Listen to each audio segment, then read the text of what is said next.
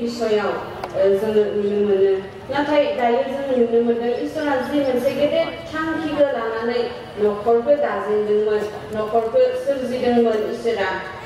बे इसोरनि जिथु आखुथाय थांखिफोर बे थांखिफोरखौ जोङो दानि नखरफोराव जोङो नायनो इसोरा मोनसे नखरखौ इसोरा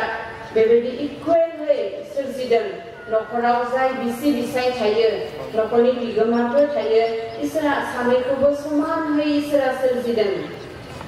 इसोरा गावनि महर होनानै इसोरा सोरजिदों जाहाथे बिसोरो हदायबो खाथि खाथि लोगोसे थानानै जाहाथे गावनि नखरखौ सामलायलांनो हायो आरो इसोरनि महिमाखौ जाहाथे नुजाहोनो हायो इसोरा बेबायदि थांखि लानानै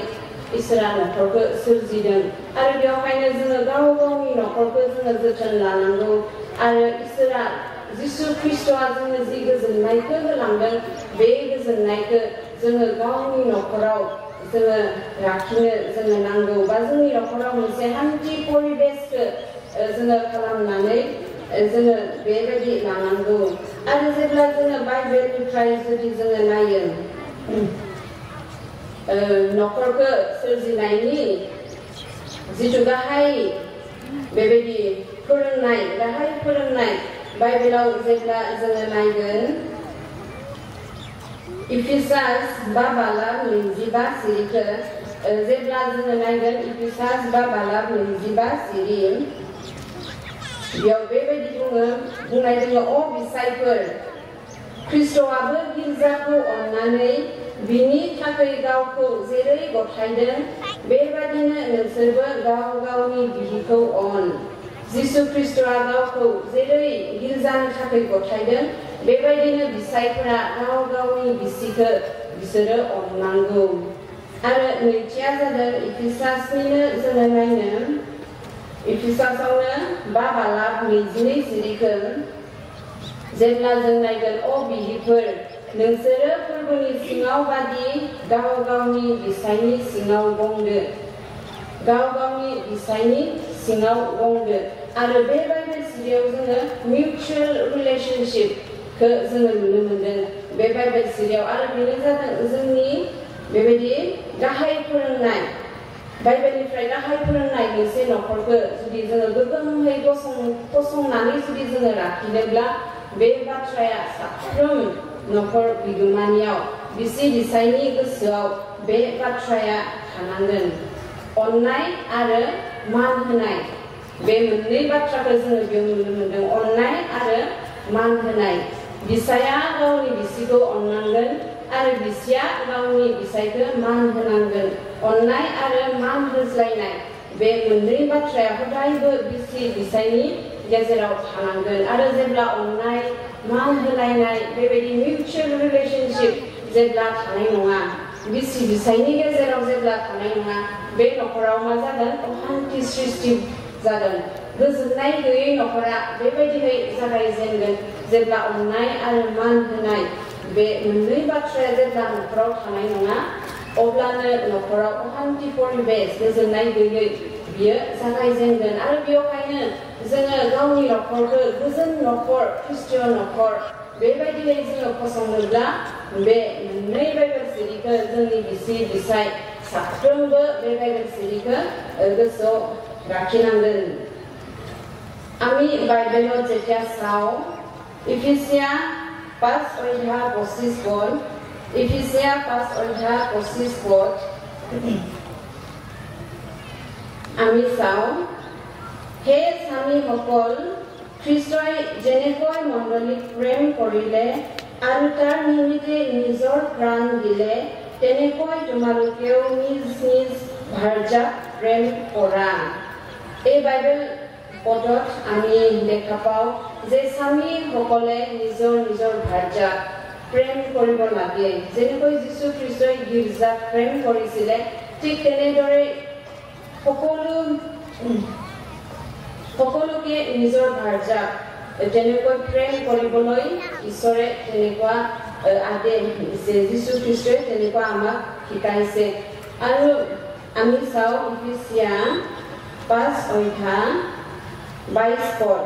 ইফিছিয়া পাঁচ অধ্যা 22 পদ আমি চাওঁ হে ভাৰ্যাসকল তোমালোকে যেনেকৈ প্ৰভুত তেনেকৈ নিজ নিজ স্বামীৰো বহিবুত হোৱা ইয়াত আমি দেখা পাইছো এই দুটা বাইকত আমি দেখা পাইছো যে এজন স্বামীয়ে নিজৰ ভাৰ্যাক কেনেকা প্ৰেম কৰিব লাগে আৰু এজন মহিলাই নিজৰ পুৰুষক কেনেকুৱা ৰেসপেক্ট দিব লাগে এই বিষয়ে আমি এই দুটা বাইবেল পদত আমি দেখিবলৈ পাওঁ আৰু এই দুটা বাইবেল পদ যেতিয়া আমাৰ মনত থাকিব তেতিয়া আমি নিজৰ ঘৰখন ভালদৰে আমি চলাই নিব পাৰিম আৰু এটা সুখী পৰিয়াল আমি বনাব পাৰিম কাৰণ ঈশ্বৰে আমাৰ পৰিয়ালক সুখী পৰিয়াল হৈ থকাটো বিচাৰিছে আৰু ইয়াৰ কাৰণে সুখী পৰিয়াল হ'ব কাৰণে স্বামী আৰু স্ত্ৰীৰ মাজত মৰম আৰু ৰেসপেক্ট এই মৰম আৰু যিটো ৰেসপেক্ট এই দুটা বস্তু যেতিয়া সদায় থাকিব সেইটো হ'ল এটা খ্ৰীষ্টীয় পৰিয়াল গঠন কৰাৰ মূল এটা বিষয় এই ইয়াৰ কাৰণে আমি খ্ৰীষ্টীয় ভাৰ্যাসকল আৰু পুৰুষসকল আমি কি কৰিব লাগে মৰম আৰু ৰেসপেক্ট এই দুটা বস্তু আমাৰ পৰিয়ালত বা স্বামী স্ত্ৰীৰ মাজত কিন্তু সদায় তেনেকৈ থাকিব লাগে সেই ভিতৰত হামবালাব চিৰিয়াও जोङो सारानि उदाहरन जोङो नुनो मोनो সেই ভিতৰত हामबालाब চিৰিয়াও सारायाबो आब्राहामखौ मानिनानै बेबायदि बिबा मुंख'दोंमोन इंलिश बाइबेलावब्ला लर्ड होनना बुंदों सारायाबो गावनि बिसायखौ मानिनानै बिखौ बिबा मुंख'दों आरो गोदोनि दिनाव गोथार आइजोफोरा होनना बुंदों गोथार आइजोफोरा जायफ्रा इसोरखौ मिथियो बेबायदि आइजोफोरा गाव गावनि बिसायनि सिङाव गंनानै गावखौ समायहोयोमोन होनना बुंदों गावखौ समायहोयोमोन सासे आइजोनि जिथु प्रकृत समायनाय नंथारगौ समायनाय बियो गावनि बिसायनि सिङाव थानानैसो सासे बिसिया जुदि गावनि बिसायनि अख्रा जानानै थायोब्ला गावनि बिसायखौ मान होनो रोङाब्ला गावनि बिसायखौ अननो रोङाब्ला जोथोन लानो रोङाब्ला रावबो सासे आइजोखौ सासे मोजां आइजो होननानै रावबो बुंनाय नङा जे सासे आइजोआ गावनि बिसायनो मोजां जाहोनो लोंहोनो हायाब्ला गावनि बिसायखौ मोजाङै जोथोन लानो रोङाब्ला मान होनो रोङाब्ला गुरै रावजों जुदि बुंनो रोङाब्ला बे आइजोखौ रावबो सासे मोजां आइजो होनना बुंनाय नङा आरो बेनिखायनो गोदोनि दिननि गोथार आइजोफोरा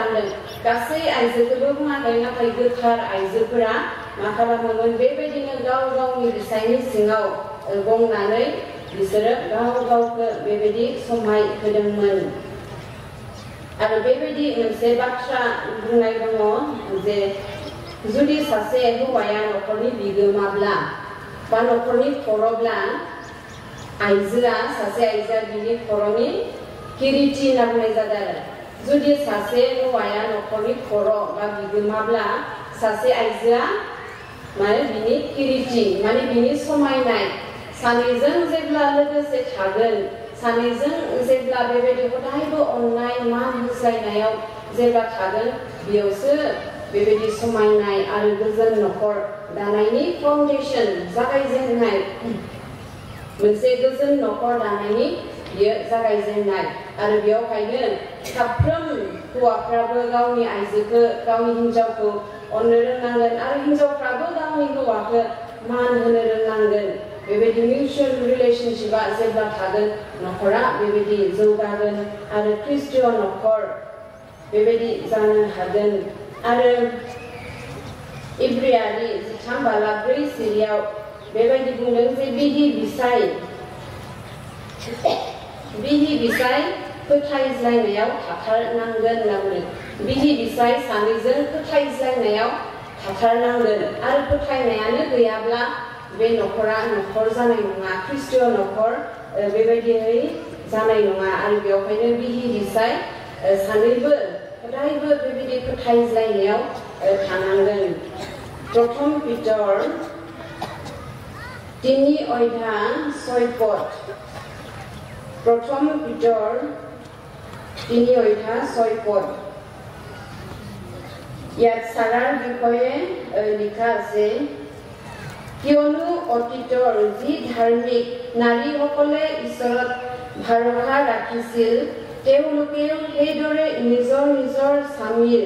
বহিভূত হৈ নিজকে বিবেচিত কৰিছিল। এই বাইবেলত আমি দেখা পাওঁ যে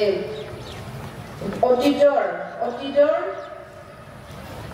ধাৰ্মিক নাৰীসকল বুলি কৈছে অতীতৰ ধাৰ্মিক নাৰীসকল নিজৰ স্বামীৰ বহিভূত হৈ নিজকে বিবেচিত কৰিছিল। আমি সাৰাৰ বিষয়ে আমি জানো বাইবেলত যে সাৰাই নিজৰ স্বামীক সদায় প্ৰভু বুলি মাতিছিলে আৰু সেইদৰে অতীতৰ নাৰীবিলাকে নিজ স্বামীৰ তলত থাকি বা নিজ স্বামীৰ বহিভূত হৈ নিজক বিবেচিত কৰিছিল নিজকে সৌন্দৰ্য দেখাইছিল নিজৰ যি সৌন্দৰ্যতা সেই সৌন্দৰ্যতা নিজৰ স্বামীৰ তলত থাকি তেনেকুৱা অতীতৰ নাৰীসকল দেখাইছিলে। আৰু ইব্ৰী 13:4 লিখা আছে যে সকলোৱে ইব্ৰী 13:4 সকলোৰে মাজত বিবাহ আদৰণীয় হওক আৰু স্বামী ভাৰ্যাৰ পৰস্পৰৰ প্ৰতি বিশ্বাসী হওক। স্বামী আৰু ভাৰ্যাৰ দুজনৰ মাজত যে বিশ্বাস সেই বিশ্বাস সদায় থাকিব লাগে। যেতিয়া বিশ্বাস নাথাকিব স্বামী আৰু স্ত্ৰীৰ মাজত এটা পৰিয়াল আমি গঢ়ি উঠিব নোৱাৰিম। बेवहायनो जोङो बिसि बिसाय हौवा हिनजाव जानानै मान होज्लायनाय अनज्लायनाय आरो फोथायज्लायनाय बे मोनथाम गोनां बाथ्राखौ जोङो बेयाव नुनो मोनबाय अनलायनाय मान होलायनाय आरो फोथायज्लायनाय। আমি ইয়াত তিনিটা বিশেষ কথা আমি দেখিবলৈ পাওঁ যে মৰম ৰেসপেক্ট আৰু বিশ্বাস এই তিনিটা বিষয় এটা পৰিয়ালৰ কাৰণে বা স্বামী স্ত্ৰীৰ কাৰণে এই তিনিটা বিষয় অতি প্ৰয়োজনীয়। আৰু बेवहायनो जोङो गाव गावनि बिसायनि सिङाव आइजोफोरा गंनानै जोङो बेबायदि जिउ खुंनांगौ आरो जोंनि बिसायफ्राबो गाव गावनि बिसिफोरखौ अननांगौ। बे बाथ्राखौ जोङो नुनो मोनबाय। बेयावसो जोंनि नंथारगौ गोजोननाया बेयावसो दङ। जुदि बिसाया गावनि बिसिखौ अननो रोङाब्ला हदायबो रायबाय थायोब्ला लोंनानै जानानै जुदि गावनि बिसिखौ अननो रोङाब्ला बुयोब्ला नासयोब्ला आरो न'निफ्राय होखारोब्ला बे मोनसे ख्रिस्टियान न'खर नङा। ख्रिस्टियान न'खर बियो माब्लाबाबो जानो हानाय नङा। आरो जि जिसु ख्रिस्टनि होलांनाय गोजोननाय बे गोजोननाया न'खराव माब्लाबाबो थानो हानाय नङा। आरो बेवहायनो जोंनि बिसायफोराबो गावनि बिसिखौ गोसो गोथारै जेरै जिसुआ गिर्जाफोरखौ अनदोंमोन बेबायदि अननो गोरों बिसायफोराबो जानांगोन आरो बिसिफोराबो गाव गावनि बिसायनि सिङाव गंग्रा मान होग्रा आरो फोथायजाग्रा आइजो बेबायदियै जोङो जानांगोन। अब्लासो बे मोनसे गोजोन न'खर जानो हागोन। दा गोजोन न'खर जुदि जोङो दानोब्ला मान होनाय अनज्लायनाय आरो फोथायज्लायनाय बे मोनथाम बाथ्राखौ जों नुबाय। आरो जोङो नायनो जोङो बिसि बिसाय जानानै न'खरखौ दाजेनब्ला आरो न'खराव बेजोंनो लोगोसे मा थायो जोंनि गथ'फोर थायो। आरो दानि जुगाव दानि बेस्थतानि जुगाव बिमा बिफा जानानै गावनि गथ'फोरखौ जोथोन लानाय फोरोंलांनाय बे मोनसे चेलेन्जिं गोबां गोब्राब दानि जुगाव। कारण गासैहाबो सम गैया। बिसायाबो खामानियाव थाङो बिसियाबो खामानियाव थाङो आरो बेबायदिनो गथ' गथायखौ फोरोंनायाव बेबायदि गोबां समस्यानि मोगा मोगि जोंनि बिमाफोरा जानो गोनां जायो। बोसोन बिजाब 22:6 बेवहायनो बुंदों माब्रै थांनानै थानांगौ बिखौ गथ'नो फोरोंदो अब्लानो गावनि थांनानै थानाय समाव गोसो थांफ्लायगोन। माबायदियै गावनि गथ'खौ जोङो फोरोंनांगौ बिनि गुबै बाथ्राखौ जोङो बोसोन बिजाब 22:6 जोङो नुबाय जे माबायदि थांना थानांगौ जोंनि गथ'फ्रा बेखौ गावनि नखराव फोरोंनांगौ आरो बेबायदि मोनसे बाथ्रा बुंनाय दङ जे जोंनि नखरा माबायदि नखर जानांगौ जोंनि नखरफोरा बेबायदि मोनसे गिर्जा न' जानांगौ जेराव इसोरखौ मान होनाय जायो जेराव सेथि इसोरखौ जायगा होनाय जायो आरो जोंनि नखरफोरा बेबायदि नखर बा बेबायदि मोनसे स्कुल जानांगौ जेराव बेसिक लेसन्सफोरखौ फोरोंनाय जायो आरो जोंनि नखरफोरा बेबायदि मोनसे फोथायजाथाव जायगा मोनसे मोजां एटमस्फियार गोनां मोनसे मोजां बेबायदि परिबेस गोनां नखर बेबायदि जानांगौ होननानै बुंदों आरो जेब्ला जोंनि नखरफ्रा बेबायदि मोजां परिबेस गोनां सेथि इसोरखौ मान होग्रा नखर आरो बेबायदि मोनसे स्कुल जागोन जेराव मोजां बाथ्राफोरखौ फोरोंनाय नखर बेबायदि नखरफोर जागोन अब्लासो जोंनि नखरा ख्रिस्टिय नखर जोङो लुखांनायाव बियो जोंखौ गोबां बेबायदि हेफाजाब खालामगोन दिनै जुदि जोङो इसोरनि बाथ्राखौ जुदि गथ'नो फोरोंनो रोङाखैब्ला जोङो माखौ फोरोंदों जुदि आत्मिक आहारखौ गावनि गथ'नो जाहोनो रोङाखैब्ला दिनै नोंथांमोना गावनि गथ'नो मा जाहोदों दिनै जोङो गावनि गथ'खौ दिनै देहा लानानै बोलोग्रा खालामनो थाखाय जोङो गोबां बेबायदि मोजां जानाय आदारफोरखौ जोङो जाहोयो जाहाथे जोंनि गथ'आ मोजाङै जाहाथे देरो मोजां देहा सास्थ्र लानानै जाहाथे देरो बेवहाय जों मा खालामो साबसिन जानाय आदारफोरखौ जोङो गावनि गथ'नो जोङो होनो थाखाय जोङो हास्थायो नाथाय हसायैनो जोङो दिनै गथ'फोरनो मा जाहोदों जोङो नंगौ जोङो ओंखाम जाहोयो जोङो मोजां फिथाइ सामथाइ जाहोयो बे जादों देहानि थाखाय जाहोनाय नाथाय आत्मिकनि थाखाय जोंनि गथ'फोरनि आत्मिक जिबननि थाखाय दिनै जोङो गथ'फोरनो जोङो मा जाहोदों बे जोंनि थाखाय मोनसे साननो गोनां बिसय जोङो गावनि गथ'फोरनो आत्मिक जिबनाव देरलांनो थाखाय जोङो मा जाहोदों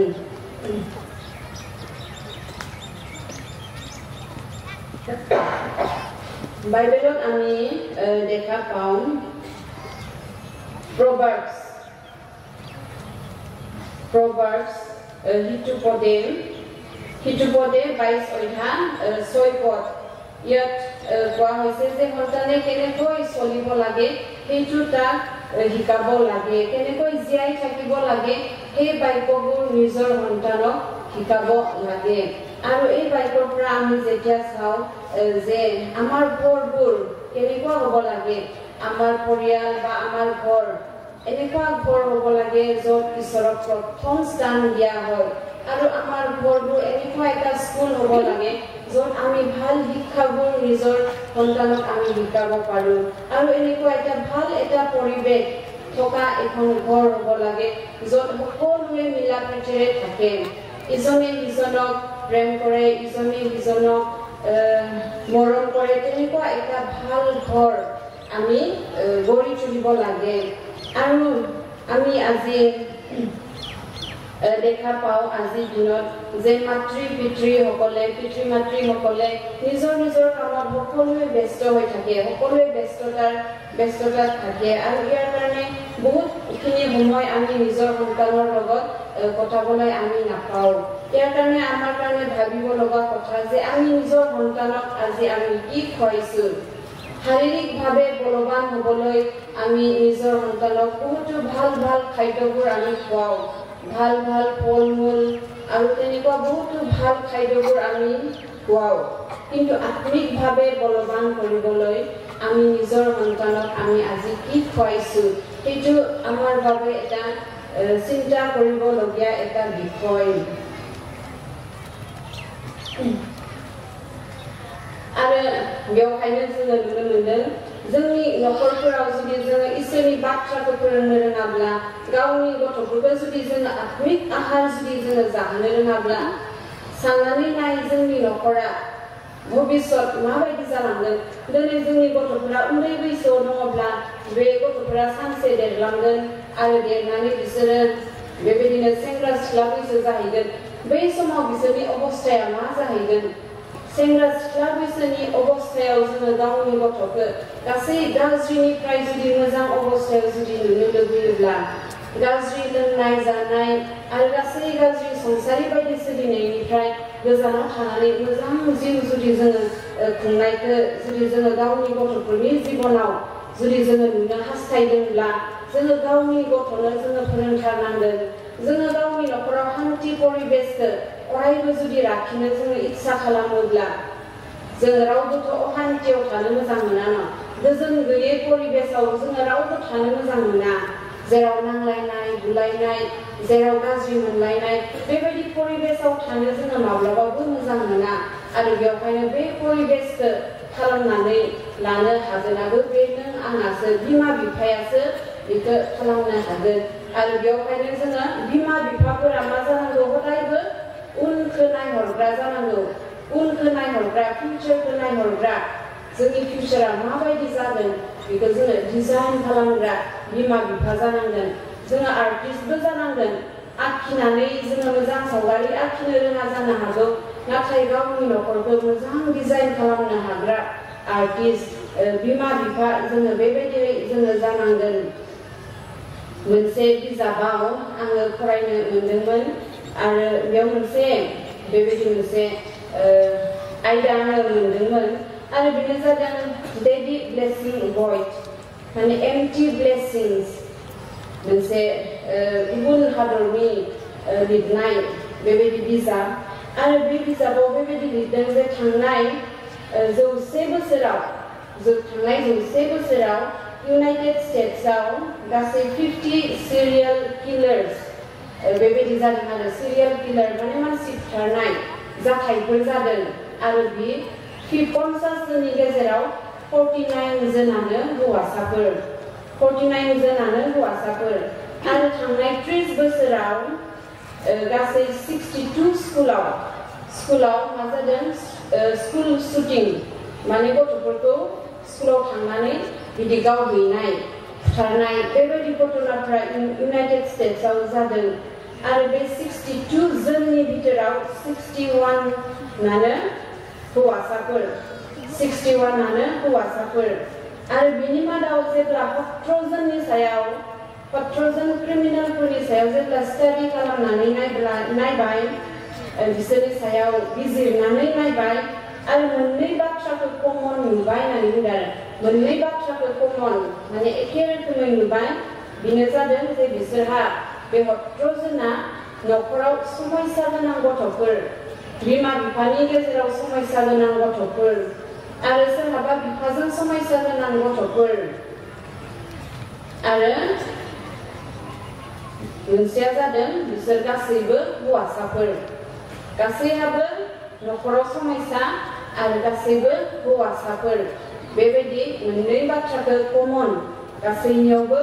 एखे नुबाय आरो बेवहायनो बुंदों इफिसास 2:4 सिरियाव जे अ बिफाफोर गाव गावनि फिसाफोरखौ दाबोराबहो इफिसास 2:4 सिरियाव बुंदों गाव गावनि गथ'फोरखौ बोराबहो बोराबहोनाया अनेक गुबुन रोखोमनि जानो हागौ बोराबनाया सोरबा गाननाय जोमनाय मोनैनि बोराबनो हागौ सोरबा माबा मोनसे बिनानै मोनैयाव बोराबनाय जानो हागौ नाथाय बेबायदि बोराबनायनि सोमोन्दै बेयाव बुङाखै नाथाय जेब्ला जोंनि बिमा बिफाया मावनो नाङै खामानिफोरखौ मावनानै जेब्ला गावनि गथ'फोरनि जिबनाव बेबायदि मोनसे लाजिनायफोरखौ लाबोयो बेबायदि समाव मा जायो जोंनि गथ'फोरा गिथावना महर लायो होनदों जेब्ला बिमा बिफाफ्रा मावनो नाङै खामानिफोरखौ गाज्रि खामानिखौ मावनानै जेब्ला गावनि गथ'फोरनि जिबनाव लाजिनायखौ लाबोगोन बेबायदि गथ'फोरा मा जायो गिथावना जायो आरो बिसोरो रागा जोङो आरो बेवहायनो इफिसास 2:4 सिरियाव बुंदों जे बिफाफोर गाव गावनि फिसाखौ दाबोराबहो आरो बे बाइबेल सिरिनि गुबै जिथु बुंनाय बाथ्रा बे बाथ्राखौ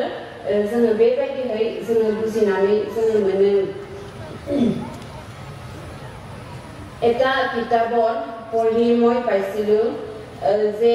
ইউনাইটেড স্টেটছত তেনেকুৱা 100 বছৰৰ আগত 50 জনকৈ তেনেকুৱা চিৰিয়েল কিলাৰ যিবোৰ মানুহক হত্যা কৰে তেনেকুৱা 50 জন মানুহক ধৰি পুলিচে থৈছিলে আৰু তাৰ মাজত 49 জন 49 জনে হল লৰা মানুহ হয় তাৰ পিছত 30 বছৰৰ আগৰ কথা যে 62 স্কুলত তেনেকুৱা স্কুলত গৈ কি কৰিছিলে কিছুমান লৰাবিলাকে সৰু লৰা ছোৱালী বিলাকক তেনেকুৱা হত্যা কৰিছিলে বন্দুক লৈ তেনেকুৱা হত্যা কৰিছিলে